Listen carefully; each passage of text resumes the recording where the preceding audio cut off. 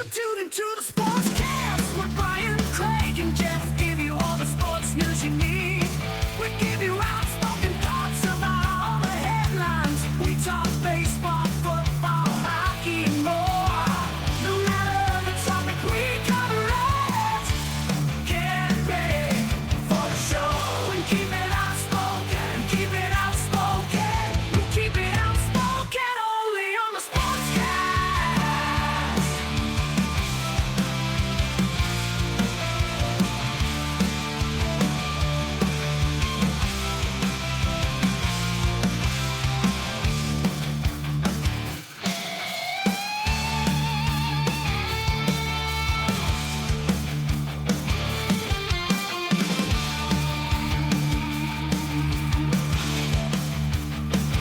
Tune into the Sportscast with Brian, Craig, and Jeff. Give you all the sports news you need.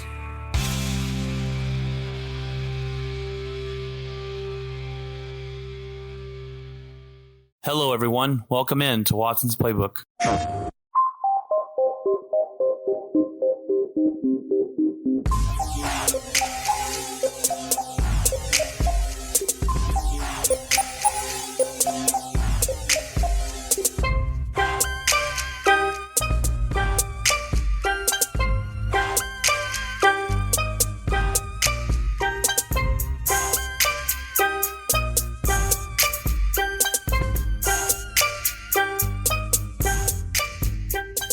Hello, everybody. Welcome into Watson's Playbook episode number 31. I hope you guys had a fantastic Christmas last week. We took time to just spend with our family, and we had to get Christmas shopping done. We had to get all that stuff done, and I had stuff at work and super busy at work and going on. I said, hey, let's not do an episode this week. Talked to his buddy Jeff, and we decided to not do one last week. He's not going to be on this episode this week. He's busy doing some things, running some errands. So it's just me going solo this week. I hope you have a fantastic New Year's as we end this horrible year. We can look back on it and look at the things we've learned. Look at the things we're more grateful for now that we've all gone through this pandemic together and some things like that. So I am looking forward to get past this year. My year has been, I wouldn't say it was super bad. It's outside the pandemic, right? Everyone's pandemic has been pretty bad, and some worse than others. And I keep those less fortunate and those that are affected by this a lot more than I am in my prayers. And just wish you guys the best, and hope you guys get your stimulus package from the government. I got the first one. Hopefully, get the second one, even though it's kind of a slap in the face a little bit. It's $600, but it is free money. So, but other than that, this year has been interesting for me. Bought my new first house, and just that's the main thing that happened to us this year. And so we're looking forward to moving and having the house built this next year. And so it's something to look forward to for us. We're hoping that, the vaccine came out. If you're going to get the vaccine and people start getting vaccinated, hopefully next year will be the end of the pandemic and we can get kind of back to what we consider a normal life. But that is yet to be seen. So hopefully that's the case, and we'll see what happens going forward. But nevertheless, I hope you guys had a great Christmas and a fantastic Happy New Year's. We usually get together with Jana, my wife's family, and we get together, and some of her family lives in Utah, and they come down and visit in Arizona, and we just get together. We do a kids exchange. We do a rob your neighbor type thing and hang out and spend the new year together as a family. And that kind of got put on hold this year. One sister-in-law ended up getting COVID, and so we're kind of being a little we're trying to be smart about this and not getting everyone together.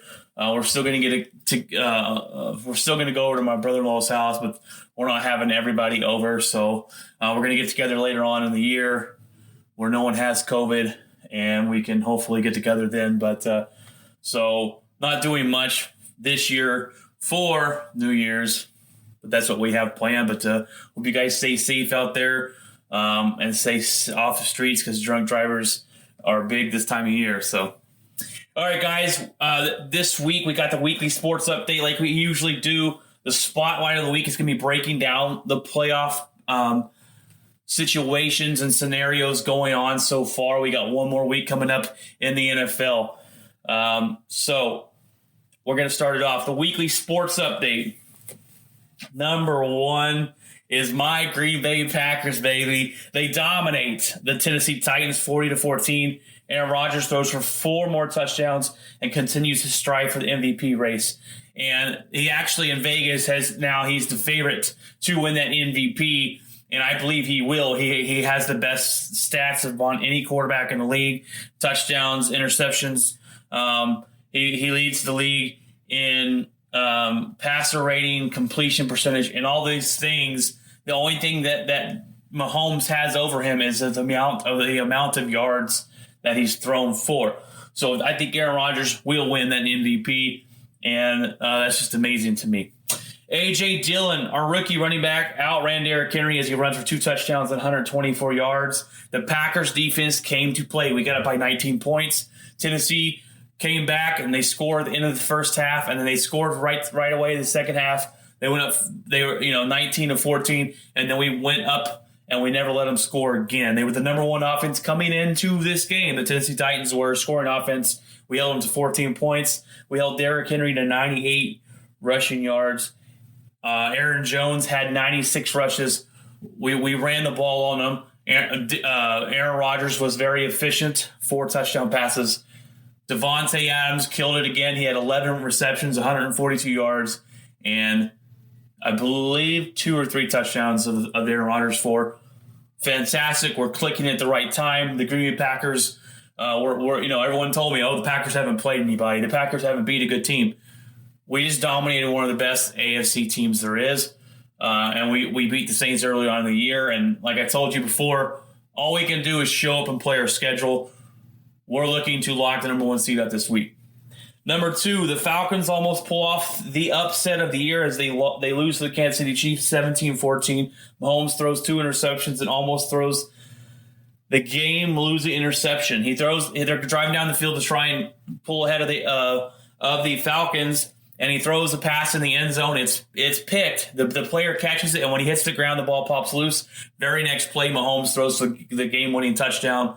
Falcons get the ball back and actually drive down the field for a chip shot field goal to tie, and the Pro Bowl kicker ends up missing the chip shot field goal, giving Kansas City the win. They've already locked up the number 1 seed. They can rest Patrick Mahomes this coming week.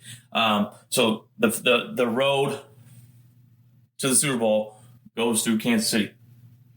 Number 3, the Cowboys run over the Eagles 37-17 as they keep their playoff hopes alive. Now, the Cowboys offense didn't miss a beat this week. Cooper and Gallup had over 100 yards each. Gallup added 2 touchdowns. The Cowboys seem to be heating up at the right time, except they've also played very bad teams. So I don't know if it's one way or the other. Their defense is playing better. They've been able to get some turnovers there. But we'll see if they're going to luck into the way of a division title in the playoff run. Number 5, the Steelers come back. They were to win 28-24. They were down 21-7. They were able to clinch the division with this win, and they needed this momentum. They needed this win to go into the playoffs. They're going to rest Big Ben next week. And the Colts are still trying to find their way into the playoffs, surprisingly, with the record that they're going to have in the season. And they could end up being 11-5 and miss the playoffs. Number 6, Seattle trounces the Rams 20-9. They clinch their division. Seattle's defense has been pretty good since Week 10. They've been one of the best defenses since Week 10, except they played some pretty easy teams going into that. So take that with a grain of salt. Rams lose Jared Goff to a broken thumb on his throwing hand, and this is the worst possible time as they play this weekend. And if they win, they're in. If they lose, they're out. They will be without Jared Goff as he just had surgery on that broken hand. So we'll see if they make it. All right, guys. we're going to jump into the sidelines edition of this podcast. And, the sidelines are just some side notes that kind of went on during this week that I jotted down here. One of the biggest story topics was the football team cuts Dwayne Haskins not even 2 years into his career.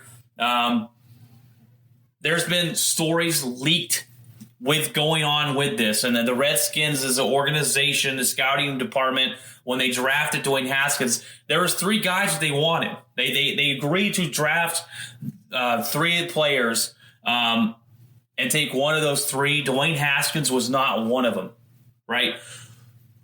Dwayne Haskins was not one of them. Daniel Snyder was in the draft room, and he owns the Washington football team, and he is the one that said, we are drafting Daniel Haskins. They said one scout literally leaned over and threw up, literally. So this was a organization pick. He said, hey, I'm laying my hammer down. This is who we're picking. Deal with it. And that a lot of times that's not good. And obviously it's not good. But the good news for the Washington football team is them allowing Ron Rivera to cut Daniel Haskins shows that this ownership is giving the coach some decisions. And Ron Rivera, I think, is a highly intelligent football coach. I think he can change this organization around. They got a respectable coach there in Ron Rivera. He's got this team fighting and playing hard. They're not all that great of a team, but their defense is pretty good. Alex Smith is the ultimate bus driver. He's not going to lose you games. He's got them playing hard. Ron Rivera also battled cancer during this season and fought cancer and beat it during a pandemic, mind you, to do those things. So Ron Rivera had what a great story that's been for Washington. But this shows me that their owner has given him some decisions and some power there to be able to cut Dwayne Haskins not even 2 years later after drafting him. They're admitting they failed on that draft pick. That was the number 15 pick in the draft, I believe. That is huge. Dwayne Haskins, it's Dwayne Haskins. He's not Daniel. What's the owner's name? Daniel Snyder. That's why I was calling him Daniel Haskins. But Dwayne Haskins, all right, there was issues about him not preparing correctly, not doing the things he needs to do to be a quarterback in the NFL, not studying the tapes, not doing those things, not working hard enough. And when you have a guy that's not doing that and he's supposed to be the face of your franchise, it's not going to be a good thing. Not at all. His work ethic was in question. Last year when he got his first win, he's on the sideline taking pictures of fans, and Alex Smith had to go in and kneel the ball in the victory formation. That's the immaturity that Daniel Haskins, and then he goes out and goes to the strip club with no mask on, just making him look even more stupid. Someone else will take a chance on him, will pick him up, put him on waivers, put him as a backup quarterback, see if they can set him right. But big news this week was that the NBA has started. The Nets look good. KD and Kyrie have started off pretty strong, scoring a lot of points. Other than that, it just started. We're getting into the NFL playoffs. Haven't really watched a whole lot. I did watch the Lakers dominate against the Mavericks the other night. And then it was great to see that the Mavericks turned around and they dominated the Clippers by 51 points. So I did notice those two things. Baseball news. Yes, we got some baseball news. The San Diego Padres loading up talent as they add Blake Snell and Yu Darvish to bolstering that bullpen. They already have some great talent on this team, young talent. They've added some bats in there. This team is going to be good. This bullpen, they just bolstered it up. And these are the moves they're making that says, hey, we're going all in. We're ready to win a championship. So we'll see what happens in San Diego. They haven't been good since I've been alive, basically. But but they're bolstering up. They've added the young talents that they have. They got a good farm system. They're bolstering this bullpen up now with Blake Snell and Yu Darvish, who had a good year last year in Chicago. Look forward to the San Diego competing for hopefully for a long playoff run and a maybe even a World Series. Maybe not this year, but coming up, they look at one of the franchises that are on their way up towards the top. All right, guys, we're going to jump into the spotlight of the week, and I know it seems like I'm just flying through this thing. It goes a little bit faster when it's only me, but we're going to break down the playoffs, playoff push for the NFL as we head into the last week of the NFL season. There are 7. Reminder: there are 7 teams in the playoffs this year, not just 6. Only the first seed gets the bye and home field advantage. It used to before COVID, it was just 6 teams, and it was the first 2 get a bye week, and the others have to play.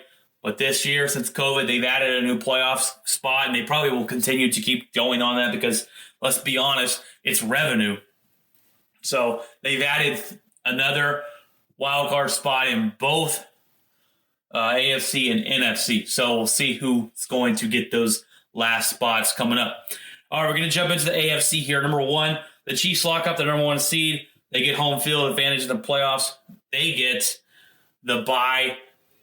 The championship will go through Kansas City as long as they win. Number 2, the Bills win their division and lock up the number 2 seed. They are a very talented team. I think this is a team that can compete with anybody, anywhere, anytime. They're tough. They have got a really good defense. This offense is booming. Stephon Diggs looks like the biggest pickup in the NFL right now this last offseason coming from Minnesota. He's really helped this offense out. Stephon Diggs has been playing lights out. Josh Allen's been able to get him the ball, and they have been looking to be on fire. They just beat the Patriots 38-9 in a total curb stomping of the Patriots, and they look to be legit. I predicted them to win their division before the season started. I was right on that one. I'll take that victory. Number 3, the Steelers lock up the 3rd seed and are going to rest Big Ben, like we talked about earlier. They started off strong. They were 11-0. They had their teams that they faced weren't all that difficult. But again, when people say that to me, I bring back the argument of we don't make that decision. We don't make that the schedule. We just got to show up and play who's on our schedule. And a win is a win. So a lot of times you're thinking, oh, this team should blow someone out. Well, it doesn't happen that way. Sometimes you win by 7, 3, 10, whatever. That's all I'm going to say. The Steelers lost 3 straight after being up 11-0. They were able to pull off the comeback victory last week. They're going to be able to rest Big Ben, which is big for them, and rest him up. Number 4, the Titans. The Titans are number 4, and this spot is still up in the air. This is where it gets interesting. The Tennessee Titans, they'll clinch the AFC South if they win this week, or if Indy loses. So if the Tennessee Titans win, they will clinch the division, and they'll be in the playoffs. They'll be the division winner. If not, if they lose, or if they lose and Indy loses, Tennessee will still clinch the division because they hold the tiebreaker. If the Titans lose, they can still make the playoffs. If the Titans lose and Indy wins, they can still make the playoffs with the Baltimore loss or Miami loss. So I know it's going to get a little confusing here. If Tennessee loses and Colts win, Colts will win the division and be the number 4 seed. And Tennessee would have to rely on Baltimore and Miami to lose. Baltimore or Miami to lose, not both, and Tennessee will fall into the wild card spot. Number 5, the Miami Dolphins for now are at 5. Here are the scenarios. If Miami wins, they clinch a playoff spot. It's pretty simple, right? They can also clinch with an Indy loss and a Baltimore loss. Baltimore's at 6 right now. Baltimore, if they win, they are in, and if Cleveland or Indy loses, they are also in. So there's multiple ways these teams can still make the playoffs if they don't win their game. The Browns are at number 7 right now. All they have to do is win, and they're in. If Indy or Tennessee lose, they're also in as well. So it gets a little confusing. The Colts sit right now outside of the playoffs. They're on the bubble, number 8. They don't control their own destiny. Well, I guess they kind of do. Like I said, they can clinch the division if they win and Tennessee loses. That would give the Colts the NFC South, and then would have to have others to lose, or then Tennessee would have to have others to lose to make the playoffs. Colts must win Sunday no matter what to make the playoffs. If they win and Tennessee wins, then the Colts would have to have Baltimore, Cleveland, or Miami lose either of their games to make it in. Colts could miss the playoffs and have an 11-5 record. So if Tennessee wins, that kicks the Colts to a wild card spot only if Baltimore, Cleveland, or Miami lose. If Baltimore, Cleveland, and Miami win, they're all in. If Tennessee wins, they win the division, and the Colts will be outside of the playoffs with an 11-5 record. That would be pretty crazy and pretty insane. The NFC breakdown. Number 1, the Packers right now are sitting in the first spot as of now. Now, they must win against the Bears to clinch the first seed and have that bye and home field. Now, if Seattle loses, Green Bay will be the first seed no matter what. Number 2, Saints hold the second seed. They could take over first seed if they win. The Packers lose and Seattle wins. So Seattle wins, the Packers fall, and the Saints win. Saints will take over the number 1 spot. I hope you guys are following me on this. It gets a little confusing. Number 3, Seattle would take over the first if Packers and Saints both lose. So Seattle could shoot up to the number 1 spot if Saints and the Packers both lose this week. Now, number 5. Yes, we're going to number 5. Tampa Bay has clinched the first or second wild. They've clinched the first wild card. They've already lost their division, but the record and everything says that they are going to clinch that spot. So they will face the winner of the NFC least. That's why we saved it here. Number 4, if the football team, the Washington football team, wins Sunday, they take the NFC least division and would go to the playoffs, ending the Cowboys and Giants choices. Now, if they lose that game, then the winner of the Cowboys and Giants would take over the NFC East division and host a playoff game. Washington has to lose for the Cowboys or the Giants to make the playoffs. So if Washington wins, it knocks out the Cowboys and Giants. If they lose, it opens up the door for the winner of the Dallas Cowboys and the New York Giants.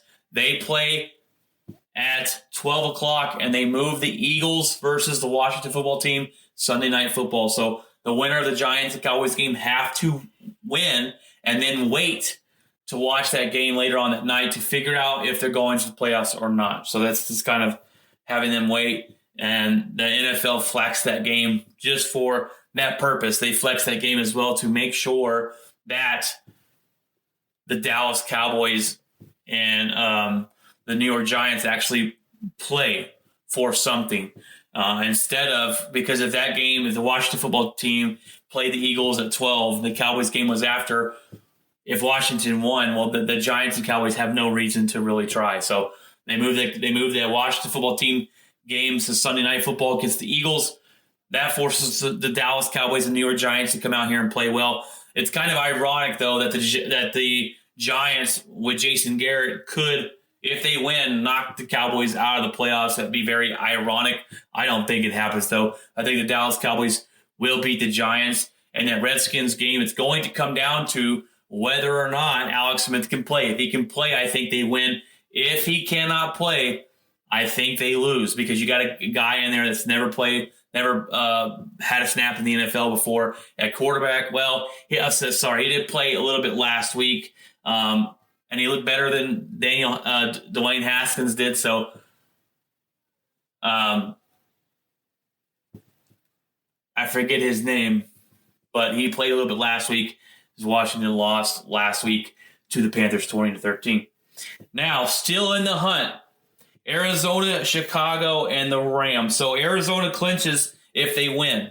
If Arizona wins, they are in the playoffs, or if Chicago loses. Chicago clinches if they win, or Arizona loses. So vice versa right there. And the Rams clinch if they win, or the Bears lose. So the Rams win, they're in. If the Bears lose, then the Rams would take that second spot. So there's still plenty of games coming up to decide the playoff brackets, to decide where everyone's going to go and who's going to face who. So week 17 should be pretty interesting to see these games, see where everybody ends. And next week's episode will be talking about the playoff matchups, talking about who we feel are going to go to the Super Bowl and go on from there. So that being said, we got the top 5 games of next week. And here they are. Of this week. Number 1, we got the Packers versus the Bears. And I picked this game number 1 because this is for the number 1 seed in the NFC. If the Packers win, they're the number 1. They're knocked the Bears out of the playoffs. So it's a win-win for the Green Bay Packers. If they lose, because they got to go face Chicago. Chicago has been scoring 30 points a game or more in the last 4 games. They've kind of hit a hot streak. Their defense is good. If the Bears win, they're in. They'll get a wild card spot. They could possibly, if the Bears beat the Packers and the Seattle Seahawks win, they can knock out the Packers from the number 1 seed. So that would be a win-win for the Chicago Bears. We'll see what happens. It's going to be a very good game. I predict the Packers to win, though. I think the way we've been playing, the way we've been humming, the team that just showed up and played the Tennessee Titans, if we play that way, no one's going to beat the Green Bay Packers, in my opinion. I got the Packers winning this game. Number 2 is the Bills versus Miami. So a lot of these scenarios I talked about, Miami has to win. If Miami loses, someone else's team could jump in. Well, they're playing the Buffalo Bills. The Buffalo Bills are a tough team. Now, will the Buffalo Bills play their starters? I don't know. Are they going to play Josh Allen? Who knows? Are they going to play Stephon Diggs? Who knows? If they do, I got the Bills winning. If they don't, I got Miami winning. I'm not sure where to go with it if the Bills don't play their starters. If they do, I got the Bills winning. I got them knocking Miami out of the playoffs. So I'm going to stick with that. I don't think the Bills really have much else to play for because they've already locked the number 2 seed in. They're not going up or down. So if they, I'm going to leave it here on record, guys. If they start their starters, they'll win. If they don't, they're going to lose, and Miami will get into the playoffs.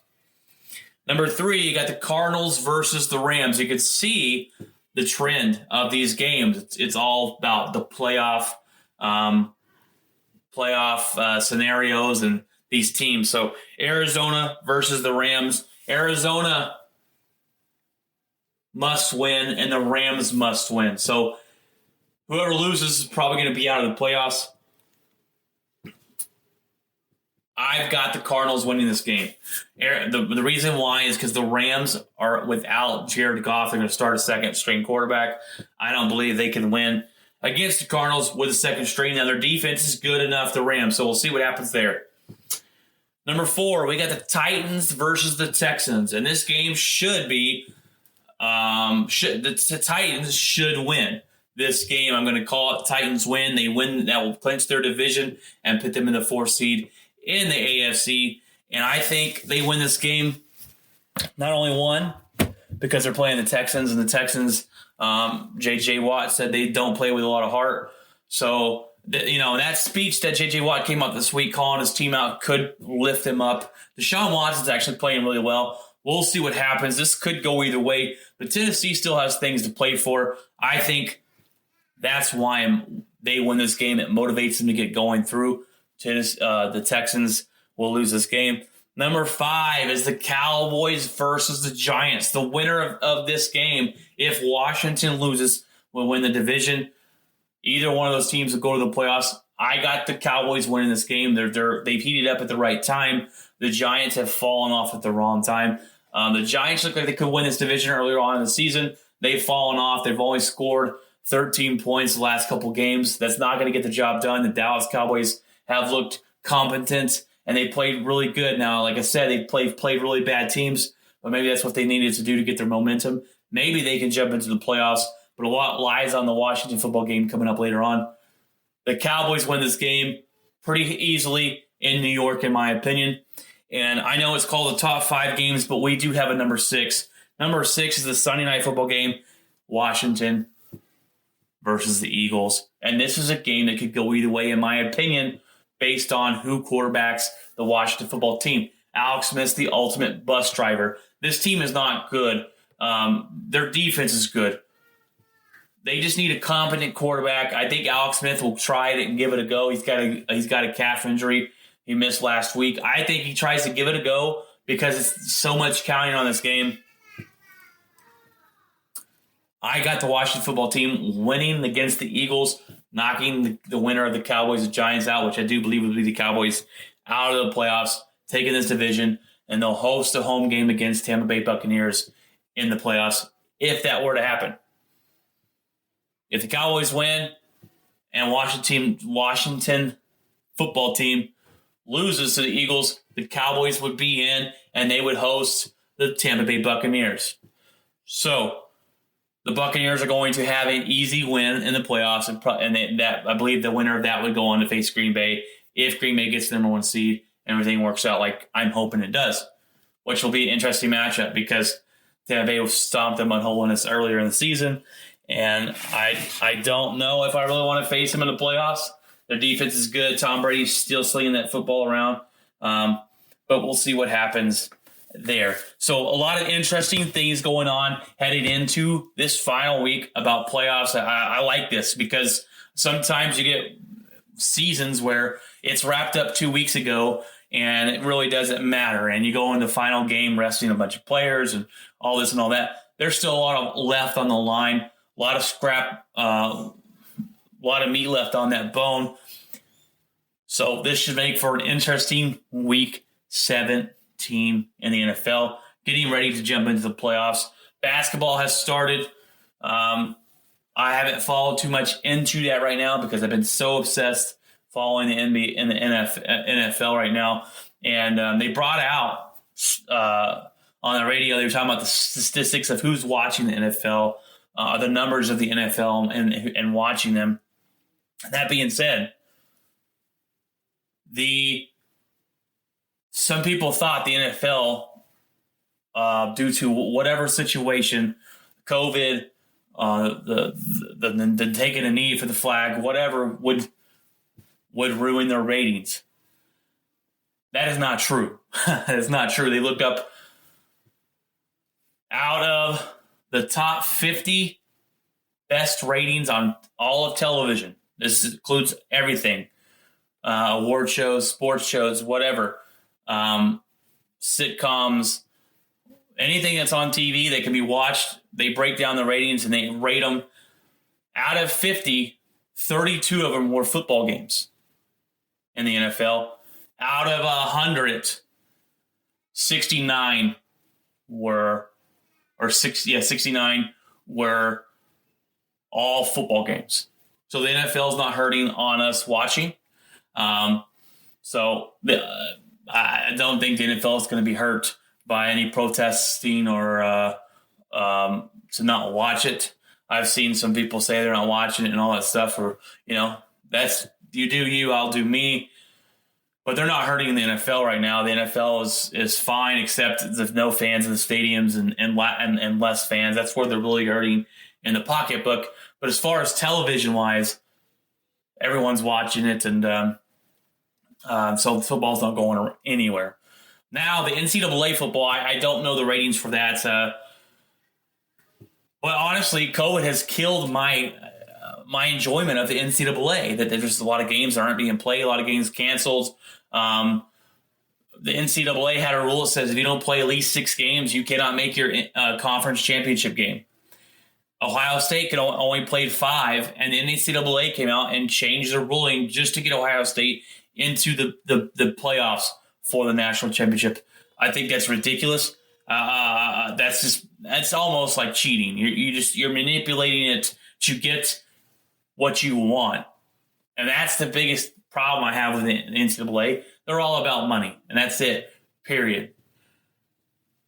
This pandemic and everything that's gone on, the situations and the decisions they've made have made us, if you didn't already know, which I already knew, the NCAA is all about money, which a lot of things are, right? A lot of professional sports are, and owners and everything else, but especially college football.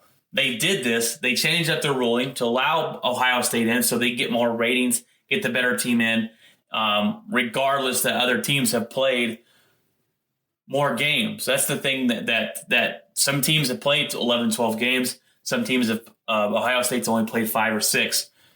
It's kind of not fair for those teams that have played 12 games. So, well, we played 11 or 12. Why don't we have a shot at the national championship?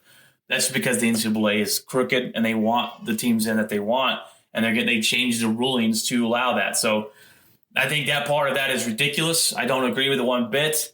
Dabo Swinney, they do a coaching poll where they rate the teams, and he rated them number 11. He said they've played 5 games. How can I pit them over a team that has played 10 games, 11 games? It's hard to do.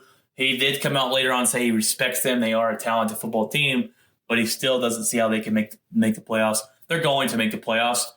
They're already in the playoffs, I believe. So, but going into all this issue and the playoffs and the draft of the NFL and this draft's going to be a crapshoot.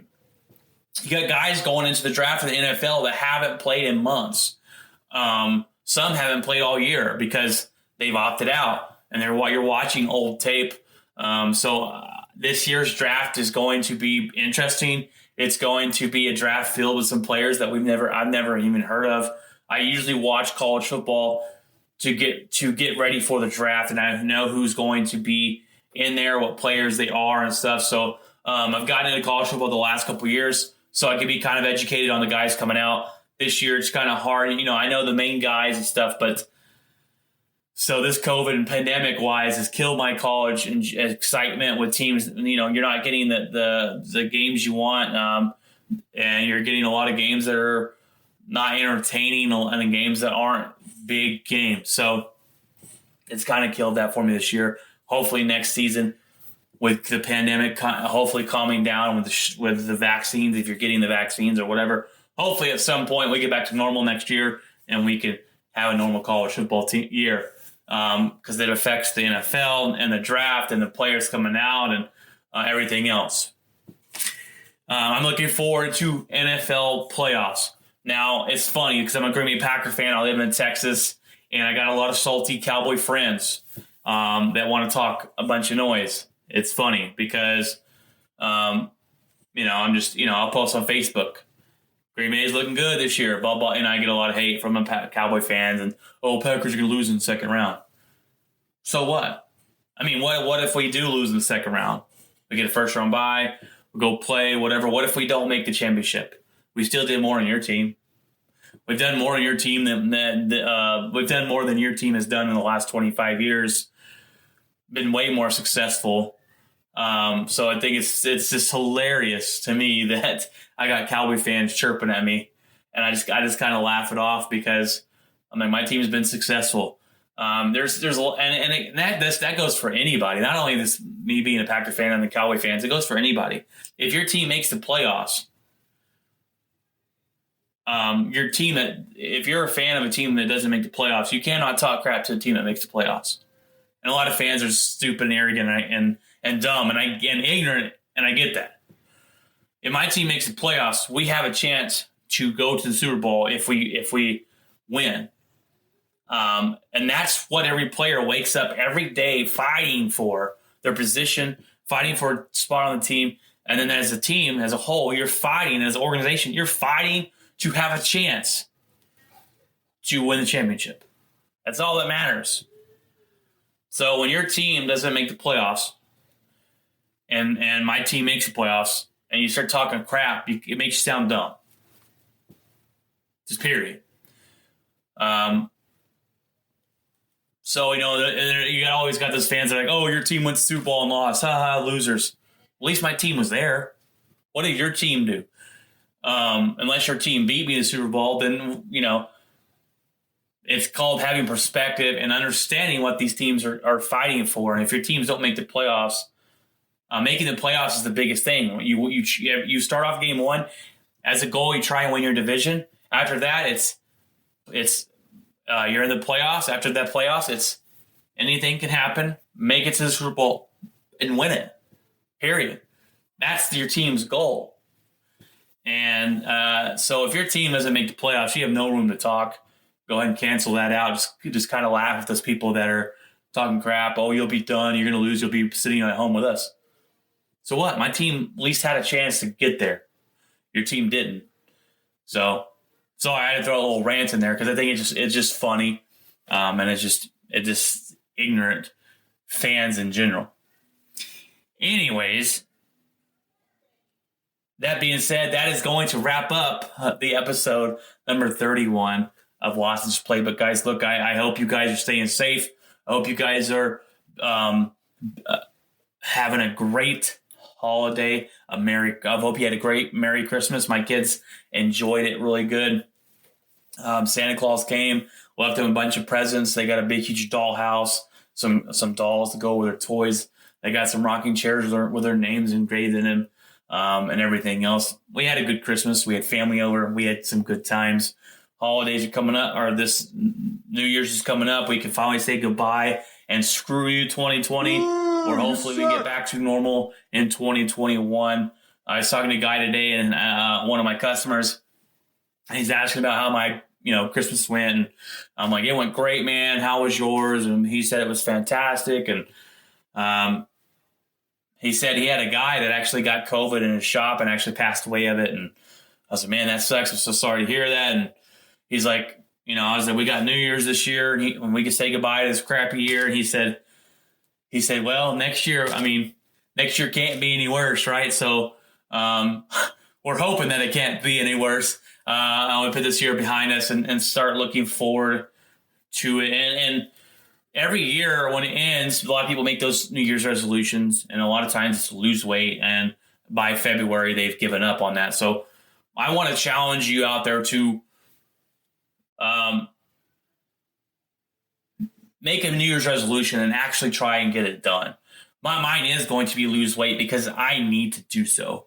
I'm in the worst shape of my life.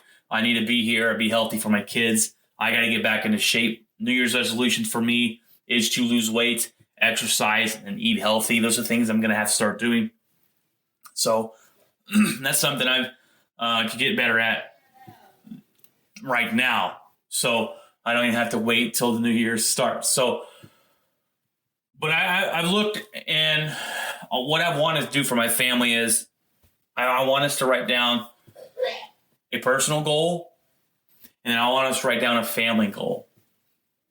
Get you a whiteboard, put it on the wall, write those goals down. Maybe even go further into how can we achieve this. Write the step by step. Mark it off when you did so. Complete those goals as a family. I think that's something that will help you stay organized. It will be something that will bring your family together if you're working for a family goal. And then think about your personal goal. What's something personally you want to do?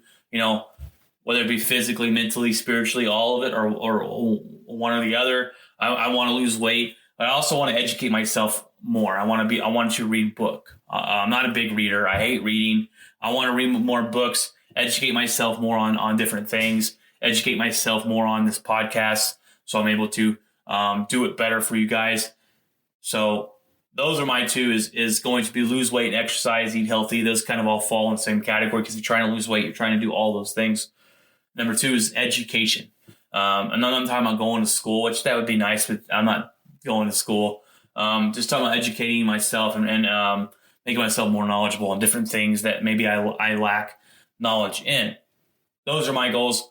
Sit down with your family. Think about family goals that you can write on that whiteboard and try to achieve as a family, whether you want to get closer to God, whether save for a house, whether it save for this or say, let's save for the family vacation. These are the things we're going to cut out and save money wise, or maybe as a family, you want to read a book together, or you want to, even if it's something little as just reading a story to your kids at bedtime every night. Start that tradition, start that goal, and get that going. So just different things that I want to challenge you to.